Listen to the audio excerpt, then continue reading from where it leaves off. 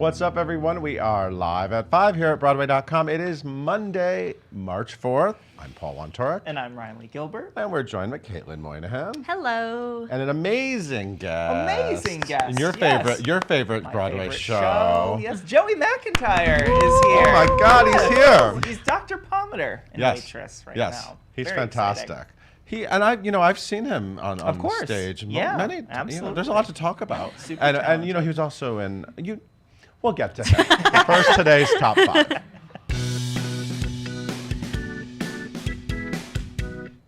There have been some super last-minute cast changes for an upcoming new play. Yeah, this is big news. So Andrea Martin was set to return to Broadway in Gary, a sequel to Titus Andronicus, but she has had to pull out of the production after sustaining some injury during rehearsals and broke 4 of her ribs. Ow! So hopefully Andrea recover, quickly and well. So in the meantime, Christine Nielsen, who is already in the production, she was playing the role of Carol, she will now take over the role of Janice from Andrea I wonder if she was already understudying. Probably. Probably, I would assume so. So yes, Christine Nielsen will now be Janice, and Julie White is coming into the show, and she will be playing the role of Carol. Of course, Nathan Lane is also in this production. He's okay. He's sticking around. And now that Andrea Martin, Christine Nielsen, and Julie White are all attached to this, there are no more funny theater ladies left. I'm just kidding. I'm kidding. But these are the big 3 great. Absolutely. Yeah. These are the big hitters. Andrea Martin, she had a statement, "I am heartbroken to have to leave the production and have tried to convince the doctor that my funny bone is stronger than my broken ribs. But regretfully, I must follow the doctor's orders, of course. We wish her a speedy recovery." The production will now begin previews on March 9th. It will now begin previews, and it will still open April 11th at the Booth Theater, directed by George C. Wolfe. And another Broadway concert is on the books. I mean, is it a Broadway concert? I mean, It's a wild weird thing. It's a thing. rental. It's This is called a rental in the biz. Morrissey. Morrissey is coming to Broadway, to the L'Enfantin. This is not going to be like the Springsteen show. No, this No, is it's going not, to be but it's just much a more thing. subdued. like No. Clay This and is Reuben. the English singer-songwriter Morrissey real will happy be guy. doing a retrospective show, which I think means a concert, May 2nd to the 11th. It will be an exploration of Morrissey's expansive career. It will follow his early days in the music world leading up to his new album, California Sun. That basically means he's singing his songs. Yes. Yes. So yes, and promoting the new album. A new album, Yeah. which comes out May 24th. He's a Grammy-nominated artist, and that's it. It's a concert on Broadway. This is a thing. It happens. He's not going to sing any show tunes, but it's a thing. It'll be on. Good If you for walk in the Morrissey. neighborhood, you'll see Morrissey will be on the There marquee. you go. From Donna Summer to Morrissey, it's the same theater. This 20th century couple is returning for one night only. Yes, Alec Baldwin and Heche are reuniting. Of course, they This started. surprised me. This came out of nowhere. Yeah, it as came out of well. nowhere. Yes, Thank it you. really was like I don't know. Apparently, people were asking for this. Sure. So they starred in the 2004 Roundabout revival Which of I 20th Century. saw. You saw, and Heche got It's a the Tony play nom- version. The play version, not the Kristen Chenoweth musical Right. Andy Carl version. And Heche got a Tony nomination for this. For playing Lily, right? Yeah. So they will reprise their roles as Oscar and Lily. Walter Bobby will repeat his work as director as well. It will happen at Studio 54 on April 29th at 7:30. It's a benefit reading. They're raising some moolah. Additional casting, if other cast members from that production will be returning, we don't know yet. That will all be announced soon. But yeah, I mean, 20th Century's fun. It's a fun little play. Yeah, It's a reunion no one knew they wanted, but now they have. But now and it's going to here. be fun. So yeah, toss it out. These two definitely have all that jazz. Christie Brinkley. Yes. I grew up kind of obsessed with her. Love Christie 'cause I'm a big Brinkley. Billy Joel Yeah. fanatic, and she's the Uptown girl. She is. Anyway, she's been doing Roxy Hart she did it in London, she did it on Broadway, and she's coming back. She'll do another 4-week run, April 18th through May 12th. She previously did it it's been a while. She did it in 2011, 2012. And she also did it on the road. Yep. And Haley Swindle is playing. Oh, this is related Chicago news. Yes. Haley Swindle is playing Mama Morton starting tonight. That's a limited run through March 17th. Okay. Yeah. Just a quick And little. she was previously in White Christmas and Jekyll and Hyde. But Christie Brinkley's coming back. The Uptown Girl. That And was I want to too. get Christie Brinkley right here. Uptown Girl All was right. the I love number her. one song in the country the day I was born. The day you were born, Oh, wow. that goes to show I I was think- already a child into Billy Joel music by the time you were born. I was into it that day. Yeah. Wow. Not fun. Show off.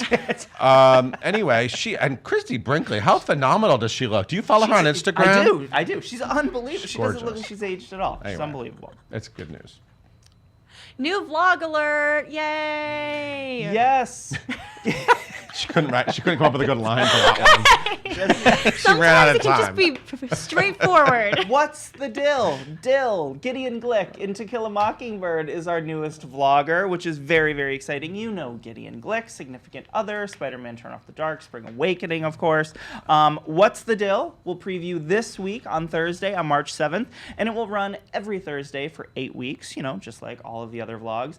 But Gideon is so funny and so...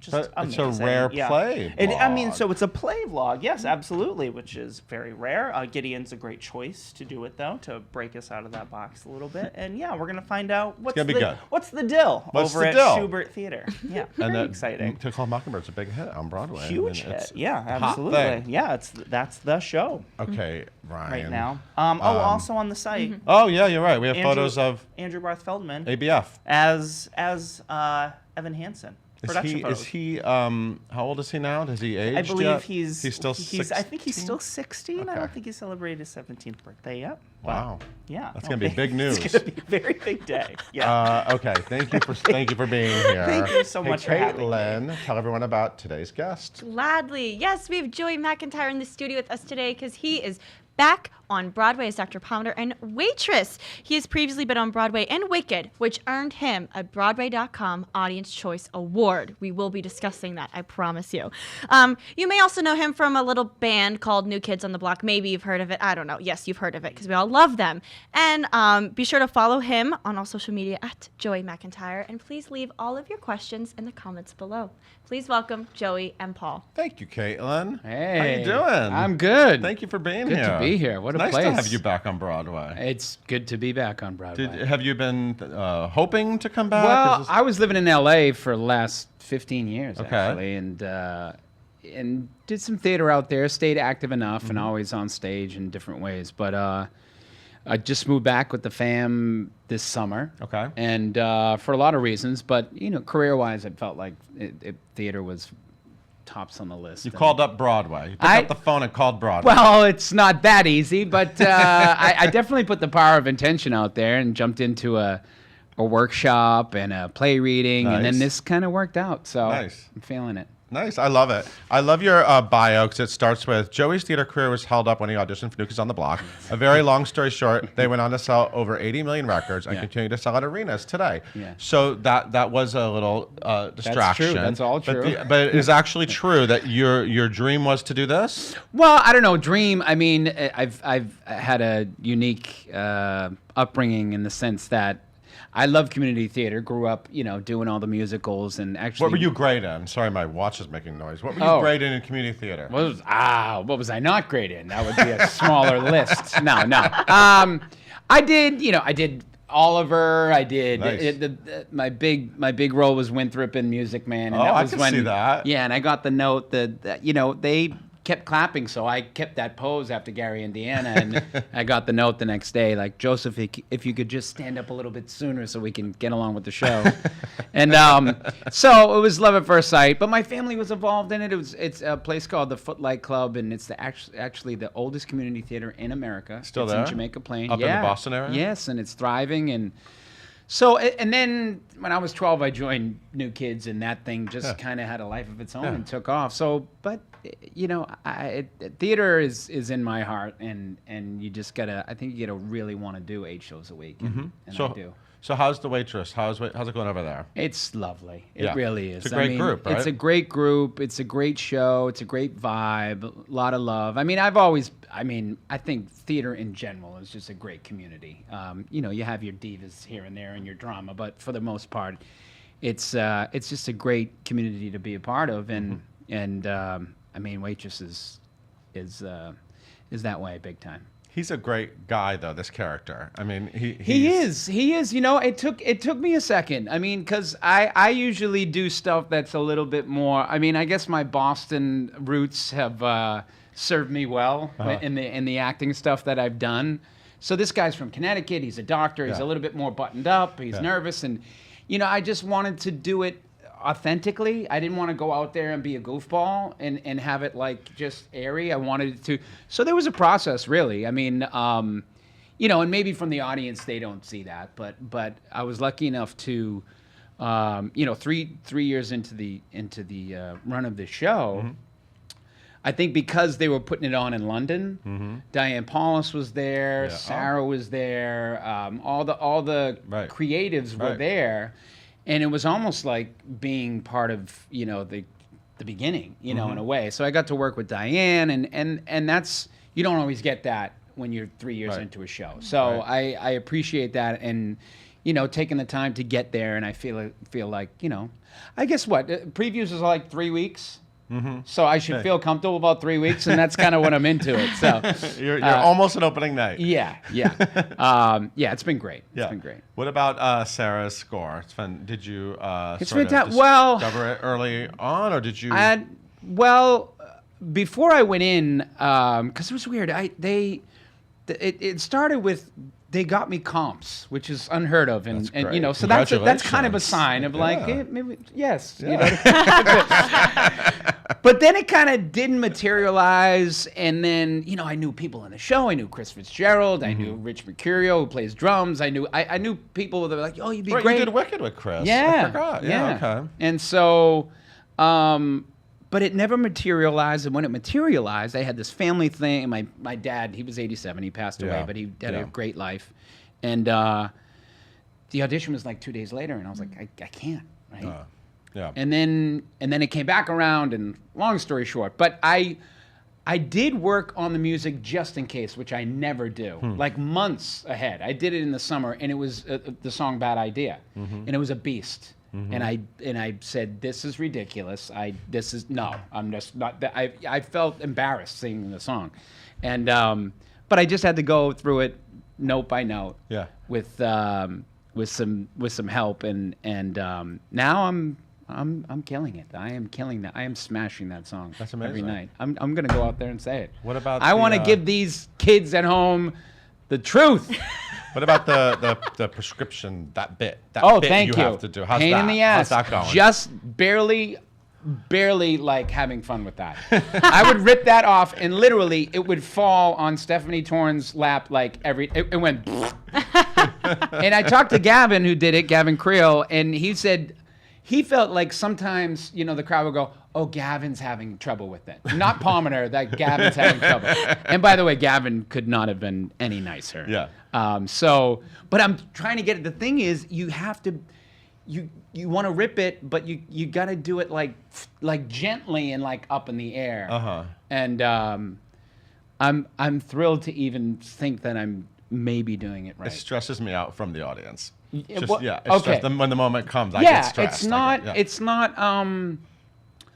I don't know. I saw two guys. I saw Drew do it, and he probably originated. He did originate it, right? Sure. But I could see that's probably something he just did one day, and they were like, amazing, that's it. It's in. And he did it great. Right. And it worked, but it just, you know. Right. So, but those are the kind of things that, you know, it's uncomfortable, but you gotta kind of want to be uncomfortable in those situations. Well, if you could do New Kids choreography, I feel like something like that. Come on, just I don't think it's not. Come on, Alvin Ailey over here. You know what I mean? We're all right. It's not too. Yeah, it's not too taxing. You already mentioned Stephanie Torrance is currently playing Jenna. She's fantastic. I'm crazy cast about member. her. She's gone into the role many times. Yes, she's fantastic in it. And then Shoshana Bean is starting. Right? Which I didn't know, and we both did Wicked together. Right. And so the last time we both were on Broadway was in Wicked, which was my crazy. God, that's so crazy. And because she's been out in LA too, so I was shocked because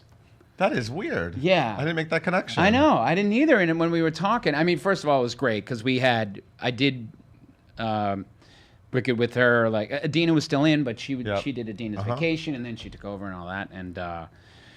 we had a great connection. So you just, no matter what, it's going to be great, but it's nice to know you have connections going in. Yeah. And she's going to be wonderful, and I know a lot of people are excited about that. Yeah. As Caitlin mentioned, you did win a Broadway.com Audience Choice Award. Yes. This is before we actually give out trophies, so I'm sorry about You're doing the back orders, Yeah, right? we gotta work on. We're gonna work. I mean, on you got nice offices. We gotta work. I mean, this is 2019. It's 2019, and it's an online site that could be like somebody's toilet. Like these are fancy digs. I want an award. There is a budget for it. Is there a mantle space? Okay, You're right. That's a good call. That's like I'll scoot the American Music Awards over. I was gonna say. No. Yeah, I did a bit in. I did a one-man show for a while. Worked on it, and I say, I'm, at the point of, I'm on Wicked, I'm doing this, whatever. I win, best replacement on, Broadway.com. You're looking at best replacement on Broadway.com, which is like this close to a Tony. That was my. It was in your show? It was in my show, baby. What? Yeah. Bring that show back. I know. I didn't get to see that show. I did. One-man however. shows are a funny thing, you know what I mean, to work on. That must have been stressful. It was. I learned a ton from it. But I didn't go to rehab. You know what I mean? So Right, it's yeah, like, you're kinda boring. it's that whole thing of like, what are you crying about? That kind of thing, a little bit. And then you don't want to manufacture stuff, but. I enjoyed it. I think it's entertaining, and it might come back in some way. All right. We'll see. I'm into it. I want that joke in there. Yeah. But I've seen you do a lot of things. I saw you in the Fantastics. When you did the Fantastics Years movie, ago. which sat on the shelf for like way too long. Yeah, And then that I finally was saw it. weird. I was like, Joey was good. I did all right. I did all right. But I saw you multiple times in Tick Tick Boom off Broadway. That was fantastic. That was a great. That show. I listen to that album all the time. I love that music so much. Me too. I mean, what a role to play. You're just up there for an hour and a half, and I to make my New York debut in a show like that in the West Village. It was so cool. But it made me really respect you because it was like a real heavy lifting kind of thing. Yeah, it was, and I think I do benefit from, I came in. Raul originated that role, yes. and you get the benefit of someone doing that. Mm-hmm. But then I knew I wouldn't do what he did, but I'd bring what I did, and so it was again challenging, but a lot of fun. Great role to play. Yeah. Mm-hmm. Okay, I'm sure we have questions. Yeah. So I don't want to hog you. Okay, sorry. Yeah. So what are the people online saying, Caitlin? Yeah, so first things first is Tina asks, how does it feel to be back on Broadway in this show, and how are you just feeling and getting through 2 show days? And I love it. I love 2 show days. I'm sorry. Yeah, I love it. I love it. Because, and maybe it's because I'm only in for a month, but I just... to get another crack at it, and whether you had a good show or a bad show, to get another crack at it, and What's your family think? What's that? What's your family think? They're slowly coming to the show. Most of them are from Boston, and they're excited. I have one sister who I grew up with in the theater, and we're 10 years apart to the day, and so we're very much alike. And she came to the show a couple of weeks ago, and she might as well been standing there. You know what I mean? When someone's in your head and you're on stage, it's like, but they love it. They're excited, and it's a very cool thing. I mean, there's only one Broadway, so. When you get on stage with the New Kids on the Block, and you're in a stadium, and there's that the energy of the crowd, I can't even imagine what that feels like. Yeah. I mean, maybe are you numb to that feeling, or is it still? No. I mean, we've been so lucky, and we're still performing in arenas, so we get that rock star thing, and it can be as I would say, a mind F, Yeah. And then. But then to be on Broadway. But to be on Broadway, you're in this very intimate, beautiful Broadway theater. What's the? How do you sort of balance that? What's the difference? What's the it's pros and cons? Oh man, I don't want to get in trouble on either side, but I guess because I'm in it now, I'd be much more into the fact that I love that intimate setting. I love that there's no cell phones. I love that it's just living. It's a communal experience in a different way. You're telling a story. you're playing a role. So I'm exploring different sides of myself. But I'm a very passionate performer, and I live for that connection. So even in a New Kids, like a lot of people say, oh, you should do Broadway if they saw me singing in New Kids. If I sing, a solo or something like that, because that's just how I connect. Right.